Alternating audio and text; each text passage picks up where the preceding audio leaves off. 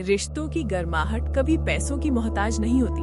दोस्तों, आज की कहानी एक ऐसी गरीब बहू की है जिसके पास कड़ाके की ठंड से अपने परिवार को बचाने के लिए पैसे तो नहीं थे, लेकिन उसके पास एक ऐसा जुगाड़ था जिसने सबकी आंखों में आंसू ला दिए। चलिए देखते हैं ये भावुक कहानी, गरीब बहू की जुगाड़ वाली रजाई। गांव में इस साल ऐसी ठंड पड़ी कि पशु पक्षी तक ठिठुरने लगे। कोहरा इतना घना था कि हाथ को हाथ सुझाई नहीं देता था। एक छोटे से कच्चे मकान में सुमन अपने सास ससुर और पति के साथ रहती थी। घर की छत से ठंडी हवा ऐसे आती थी जैसे कोई तलवार चल रही हो। ससुर जी पुरानी खटिया पर लेटे जोर जोर से खांस रहे थे। उनके पास जो पुरानी रजाई थी उसकी रुई जगह जगह से निकल चुकी थी और वो इतनी पतली हो गई थी कि ठंड रोकने में नाकाम थी। सास पास ही बैठी एक फटी हुई शॉल को बार बार लपेटने की कोशिश कर रही थी। सुमन की माँ, लगता है इस बार की सर्दी मेरी आखिरी सर्दी होगी। छाती में ऐसा दर्द है जैसे बर्फ जम गई हो। पुरानी रजाई तो अब बस नाम की रह गई है। हिम्मत मत हारिए, बेटा शहर गया है मजदूरी करने। बोला है कि इस बार पैसे मिलते ही सबसे पहले रजाई खरीदेगा, पर ना जाने पैसे कब आएंगे और कब ये ठंड खत्म होगी। सुमन रसोई में चूल्हे के पास खड़ी ये सब सुन रही थी। चूल्हा ठंडा पड़ा था क्योंकि लकड़ियां गीली थी। अपनी गोद में सो रहे छोटे बच्चे को उसने अपने आंचल में कसकर दबा लिया ताकि उसे थोड़ी गर्मी मिल सके। उसकी आंखों में आंसू थे, पर दिल में कुछ कर गुजरने की तड़प। मैं अपने परिवार को ऐसे तिल तिल मरते नहीं देख सकती।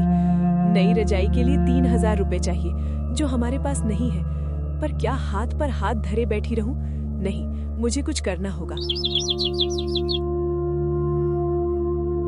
अगली सुबह जब कोहरा थोड़ा छटा, सुमन घर से बाहर निकली।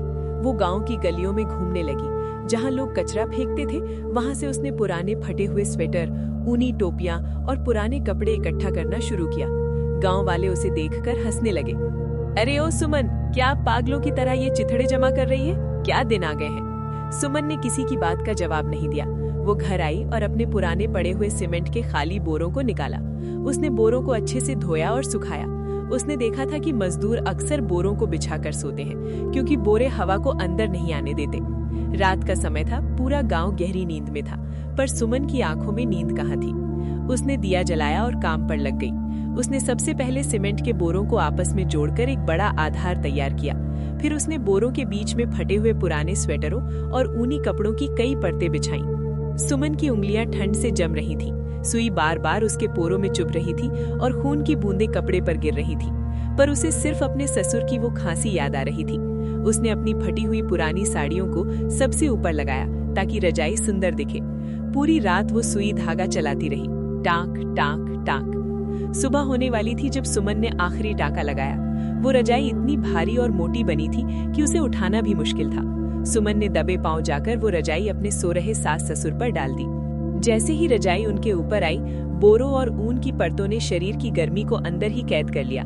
ससुर की खांसी धीरे धीरे शांत हो गई और उनके चेहरे का नीलापन गायब होकर सुकून की लाली में बदल गया।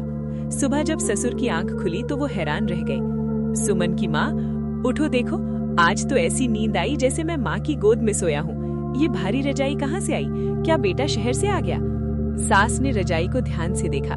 किनारे से सीमेंट का बोरा झांक रहा था और कहीं कहीं पुराने स्वेटर की बुनाई दिख रही थी। वो सब समझ गई।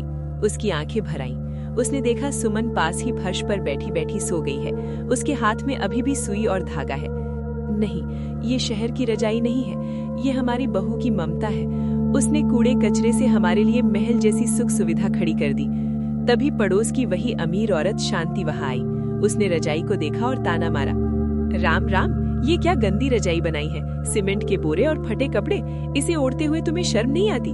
लोग क्या कहेंगे कि इतने गरीब हो गए हो? ससुर जी ने शांति की ओर देखा और बड़े गर्व से रजाई को अपने सीने से लगा लिया। शांति, शर्म हमें नहीं, तुझे आनी चाहिए। तेरे घर में 5 कीमती कंबल होंगे, पर उनमें वो गर्मी नहीं जो मेरी बहू के इस जुगाड़ में है। ये रजाई नहीं, मेरी बहू का आशीर्वाद है जो हमें इस सर्दी में मरने से बचा ले गया। शांति का सिर शर्म से झुक गया। उस दिन के बाद पूरे गांव में सुमन के इस जुगाड़ की चर्चा होने लगी। लोग समझ गए कि गरीबी इंसान को कमजोर नहीं, बल्कि और भी समझदार और मेहनती बना देती है। सुमन की उस बोरों वाली रजाई ने न सिर्फ ठंड को हराया, बल्कि रिश्तों के बीच जमी बर्फ को भी हमेशा के लिए पिघला दिया।